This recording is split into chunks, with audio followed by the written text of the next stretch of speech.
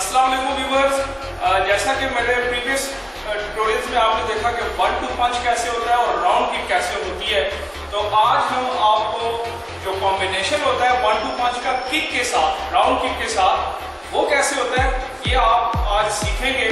तो आपने गौर करना है कि जैब राइट क्रॉस के साथ राउंड किक का कॉम्बिनेशन कैसे होता है और ये काउंटर अटैक में यूज होता है। अपने ओपोनेंट के ऊपर काउंटर अटैक करते हैं आगे बढ़ते हुए पंच के साथ, तो वो कैसे किया जाता है ये आपने आज सीखते हैं। 1-2 पंच के साथ राउंड किक का कॉम्बिनेशन, राइट क्रॉस किक। तो जब हम जैब राइट क्रॉस किक के साथ आगे चलेंगे तो किक जो राउंड किक होगी वो लैंड आगे होगी, लाइक दिस। ठीक हो गया 1-2 पंच।